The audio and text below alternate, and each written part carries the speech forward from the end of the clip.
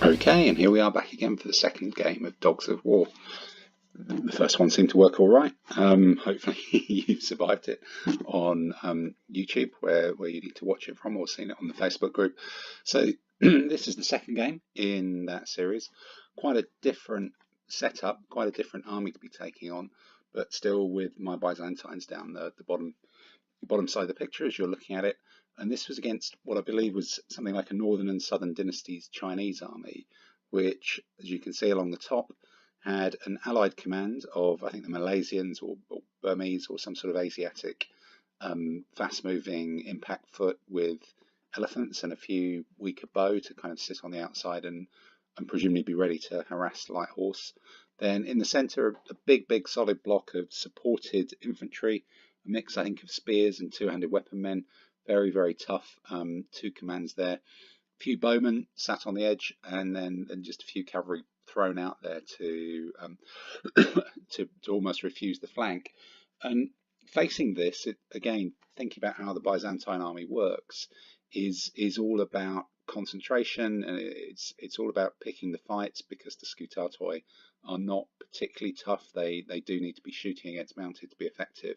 So what I opted to do here was effectively put a refused centre into the battle plan. That's one medium cavalryman sat there right in the middle. So the way this works was the command with a more of the heavy cavalry sits on the left-hand side. So you can see there two heavy cavalry, a light horse on the far extreme. They're supported by a couple of Scutatoi, and then pretty much nothing in the centre, just the other medium cavalrymen. That means the almost the anti-foot command, the one with the two-handed cutting weapon armed guys and with the cataphract, sits on the right-hand side, and just out of shot is the mini command, or the mini strike command, which was dismounted in the first game with three heavy cavalry. So what's the plan here really? Obviously to refuse the centre and to push the cavalry and the Scutatoi here to put pressure on this really small screening force, and then lock these in. And whilst the again out of shot, the other cavalry are looking to race forward and see if they can chew away this part of the enemy medium foot command, whilst these guys occupy them frontally. And really, we don't want to fight any of this 7-wide block of heavy foot at all. It's just concentrate on the smaller extremities of the enemy army. So what happens? It doesn't look like great dice on the left-hand side. The cavalry move forward, the Scutatoi move forward, throwing the medium cavalry up. There's nothing really here that's going to shoot at them, so they're fairly safe. Their job is just to stop this big block of people marching, while this lot races forward. The cavalry deployed out, they're racing, piling forwards to either overwhelm this skirmisher or possibly chew into here. The Scutatoi also drift to the right. They're not great against this formation, but they're better against them than they are against these guys. Then this block of the axemen and the cataphract moving up separately, they can't move together, is just really going to screen here and look at what it's trying to do. The small cavalry command, which you can see starting to come onto that flank now. These two, holding the centre is clearly they're not going to do, but what they can do is delay it a while whilst the two wings come in and hopefully hit the squishy stuff on both sides.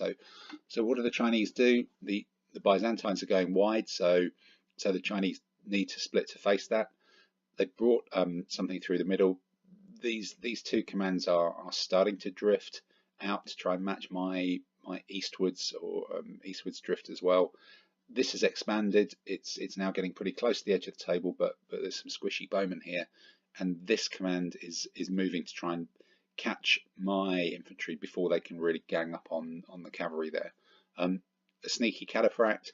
Again, as we're going on in ADLG in the UK, you're starting to see more of these commands with 2 or even 3 different troop types in them. So the theory being usually that once this lot are in and bogged down in a solid line of combat, the secondary unit, the general will have pips to move and do something with the secondary unit, and they can act in collaboration, work together. These guys are still looking like they're going to get run over, but this man now just has a job of delaying the inevitable in exactly the same way as these guys are trying to do here. And as I said, the Malaysians have spread out into a line ready to either attack or receive. So, but that does put some mediocre bowmen in the front, which if you're an elite heavy cavalry lancer, that's a pretty good thing to think about having a go at, as long as you survive the shooting. So how do they think about surviving the shooting? Well, everybody here is just still driving forwards as fast as they can. A normal move, light horse in front, Scutato move out. The cataphract drops into the line. Again, makes it slightly difficult for the elephant. The elephant now has 2-3 things it doesn't want to face, or the elephant comes in here. That means cataphracts are going into the infantry supporting it. They should chew it up. Does the elephant come this way, then more people can be hit by the cavalry. Time to pull the mediums out. These guys are carrying on, pushing forwards, driving along, falling back in the middle, continuing just to drift around. They really want to be here before this unit can move up. And the cavalry, and we're in, this is the end of turn 2 now for the Byzantines. So the cavalry are actually ready in position to charge. All they need to do is survive the shooting, and cavalry can charge through light horse. So the light horse here are very much an ablative screen. It would be absolutely fine for that light horse to take 2 hits and be removed if in the process it means that these cavalry get into contact fully intact, because they need to win quickly and then start rolling up the line. Sacrificial screen is losing. Obviously light infantry count the same as normal battle troops, but you're going to break some eggs somewhere, and losing skirmishers, losing a skirmish screen to keep the battle troops intact is a very, very valid tactic. So what do the Chinese do? Again, they're still trying to get across. I'm drifting across, they're drifting back across again. As you can see, this Varangian unit is now thinking about being in play, or more to the point, these guys can't just ignore it, and the heavy infantry here are still trying to sweep round. So this whole formation, though, is a little bit caught. These guys are going to be in contact here before they join in. What do? You've got 4 units plus some Siloi plus a general engaging possibly 1 here. They don't really want to chase the cataphract. This is still choosing where it can go. Does it go over here? Does it join in? It's a reserve that stops these guys just swinging around here as well. And now, as the Burmese or Malaysians have swung around, they're starting to get some angles to avoid those. A couple of hits coming up on here, but it's still only 1 hit so far. It's not fatal. It's not getting into 2. It's not getting into risking them yet. These guys are measuring the distance pretty carefully. They can close on each other quite quickly, but the aim is to not be facing as little of that 3 wide frontage as possible, because that will chew them up. If they can get here, if they can get shooting on the cavalry, that's what their job is to do. And here's the next move. The cavalry go in. Nearly all of them go in. This one hangs back. Looking at mediocre bowmen here all the way along the line. Their general's already gone to try and shore them up, but the cavalry are straight in and causing some pretty dramatic hits. That's a black for dead, red, there must be 2 hits. These guys have not managed to do too much shooting. They really want to knock 1 or 2 off there, but as you can see, this whole formation now is out of charge arc of this big strong 4 strong block here. These guys again creeping across, trying to put shooting onto this cavalry unit. Once this is gone, I've got free run here to put all sorts of pressure on here, and with these guys seemingly, possibly they'll fight 1, possibly they'll fight 2 here. This guy can now rush over here, and we can think about not necessarily attacking the cataphract to beat it, but attacking the cataphract so he has to spend pips to do something about it. We're attacking command and control, and if we get the opportunity to mug someone with 2 onto 1, they'll take it. So cataphracts, actually I think this might be the turn of cutting weapon. This is probably the spear. These guys really don't want to be taking on the cataphract. That's one of their worst enemies in this book. Scutato against the Death Star, not great at all, but looks like if it happens, they'll be having overlaps because the cavalry are in against the bowmen, and this trying to shoot over here. Just get that guy on, get him out of the way. Can they mug the cataphract? Maybe they can, maybe they can't. So every now and then I dropped in a close-up. So these were some of Mark's figures. I think they've not been out of the box in many years, and great looking black lining on them. Amazing to think these are 15 mil rather than 28s, and there's Clubmen, there's guys up there in the top. I think they might even be Grumpy's miniatures here. Yeah, lovely paint job on the infantry, as that light horseman so accurately says. And these cataphracts, which you can see in the foreground here, these started off as some of the old school Essex, everybody's probably gotten them, classical cataphracts. I didn't really want to buy a whole new set for ADLG for the one or two bases in the Byzantine armies, particularly as I've got obviously way too many now for ADLG. So these are interesting mix. Did a bit of colour edging here, did different colours here to give them a consistent, did them an ink wash in blue, which really makes them look different. And then this shield is actually downloaded off the internet, just a search for Byzantine icons, stuck on, varnished, cut to size, and these cataphracts apparently did carry these larger shields, or that's the current historical thinking. So let's have a bit more of a close-up on the opposite side as well. This cavalryman is surviving astonishingly well, given he's now being shot at. They're getting shooting in here, but he's being shot at by 1, 2, 3 bases. He's still only taken a single hit over there, and the bowmen trying to join in. They have to do something about the spearmen if they get hit, but with the enemy cavalry here. And once this is gone, you can see where the plan comes in. How are we doing this shooting? A little bit of micro game management tactics here. Take the elite cavalry shooting, so he adds 1 on a dice roll of 1, 2, 3.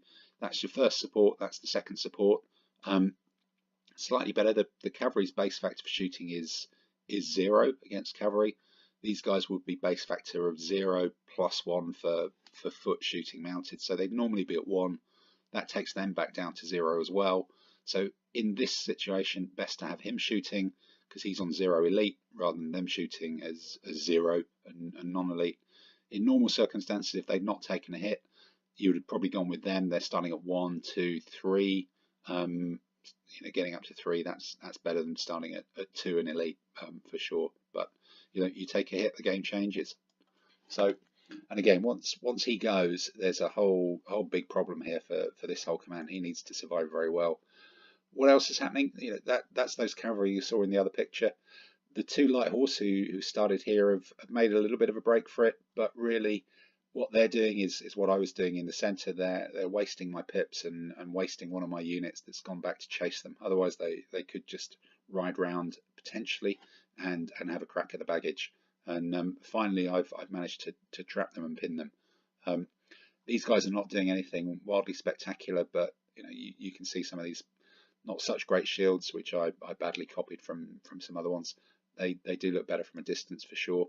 And one hit on these guys, and these Byzantine cavalry now do shoot, so they can hope to take these guys down, not just trap him and defend the baggage. So what happens here then with the Chinese attack? This big infantry block moves and slides in front of its bowmen, so they do look like they're going to get a crack at the end of that line, but that's not a bad trade-off. I can deal with 3 wide hitting one of mine. The cataphract charges forward, looks like it goes short. My medium cavalry escape from it. This infantry formation that was a big block here has split into 2. That allows it to drift and wheel, but again, what you see here is these guys have gone in. There's now a big gap. They've run someone over, I suspect, and the cavalry here are starting to go through as well. Yeah, actually, looks like a couple of people went into the cataphract. He's had a good roll. They've had a bad roll. That's suddenly a big gap there. These Varangians, again, it's one unit. It's being occupied by 1, 2, 3 plus the Siloi 4. There's 2 different things moving for command and control. What would they do if they were there? It would just allow these guys to line up in a big solid line and be in this position if they won through weight of numbers. Whereas here, if they win through weight of numbers, what are they really going to do to do much in that? So here, let's have a go. This Varangian's pretty much committed to combat now, so he might as well go to the flank of this cataphract. It does expose his flank there as well, but if anything, that draws these infantry even further into this empty centre where I don't really want to fight him. He's just left behind. He's staying there as they again concentrate on this remarkably resilient heavy cavalry. And now, having run over a lot of the bowmen, the cavalry is starting to get into the flank here. Slight bit of cleverness here. The light infantry who was with him steps forward. That breaks any pinning that these guys might have been thinking about doing, allows him to slide out and slide around and get into contact. Quite how this guy's surviving, I'm not entirely sure, or I don't think either of us were really, but he's holding up a huge attack into the flank of this army. They're just going to have to take it on. These guys don't really want to fight. Suddenly now I've got an overlap here. The problem is theirs. Do they attack here, get hit in the flank? Do they slide across into contact with cataphracts? They don't really want to fight. Not great options either. I don't need to start that combat, because the longer this goes on, the more these guys will just get closer and closer to this flank. So no need to hurry things along there. So slightly blurry one here. An awful lot going on. The Chinese are now starting to push in. That elephant looks like it's now gone as the cavalry have been. But here's the big breakthrough. Look at this salient here going through. Finally, we've got that cavalryman, and we're starting to press on. It might be a bit late in the game to make a dash for the baggage now. So let's try and clobber these infantry who are all trying to escape. And these guys are desperately trying to stop that happening. And again, we've pulled in several units there. And even so, there's still a threat on the cataphract. The Byzantine cavalry have just got huge opportunities here to exploit gaps. And having finally pushed those back, there's starting to be some serious pressure put on the weaker, squishy units that, remember, this unit started here, it's manoeuvred all the way around here, supporting its cavalry to form a line of battle exactly where you want it to keep these 1, 2, 3, 4, 5, 6, one's dead, 7 units. Really, they're only fighting 2 or 3 here of the big solid ones. So again, how does this pan out? This guy with the Varangians gone, what's he going to do? Go somewhere else.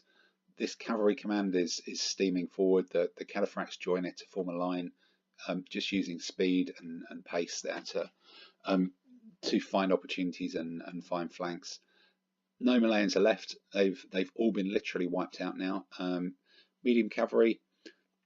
This looks more interesting. At least it can threaten them. It might support them. Where it holds those up for a lot. Whereas creating an opportunity here is harder. And for these guys to actually now get to the baggage with infantry here, they're not going to march. It's more turns than are left in the game. Definitely. The Scutatoi have taken a real pasting. They're both on nearly dead numbers of hits, but with no opposition left. What's the problem? Okay, there's a theoretical possibility these all fail, but that's life. It's only going to be one more hit point anyway. So what's starting to happen here? The Byzantines are driving for the baggage. There's 4 points there to make a big dent in the army. That's potentially it. What's happening in this close up in this, again, another great shot, great angle on the shields there. Another one that's a download too. These are slightly cheaper, but again, these icons all just Google searched off the internet, downloaded onto card and dropped away. The fact that I've got more fast-moving cavalry with my infantry means things like these light horse can move up and act as support and overlaps quite quickly. These guys are chasing down light horse. There's the pile of the dead over there. Yeah, very nice shield patterns here. Actually, this is a very simple, doable by anybody really. It's lines and dots, but again looks fantastically complex from a distance, and in big lines as well. Looks very solid, but clearly much better if it's actually facing the enemy, I think, rather than being hit in the flank. So that's probably the end of it. Hit in the flank, overrun. That one goes through. We're actually shooting away here. We're getting close to the baggage. Possibly, again, these cavalry are expensive, but the fact they've got bow helps them close out the game. Not only do they not only are they effective in combat as elite impact troops, but when the game's closing out, they're just running down skirmishers. They've got an extra range of 2 MUs to do some shooting, knock a little bit more damage off people to get the army over the line without having to commit injured troops to slightly risky battles. They can do that by shooting, and skirmishers who normally are safe, he's only safe if he has to evade. He still might get caught, but he can get shot. So bit of a problem there for them, and that closes out the game with the double envelopment and hitting with the small but high quality Byzantine army hitting the squishy outer extremities of the Chinese on both flanks to record a win. Yep, and as this guy says, every little hit point counts, especially when you've got an army as small as this. The opportunity to do hits and not be shot back is gold dust, and that's in the end what has ended up tipping the balance against a larger and with a very, very tough centre to the Chinese army, but the extremities, as you can see all lined up there in the distance, the extremities keel over and the double envelopment works. Okay, thank you very much. I will look forward to you listening in again on the next one.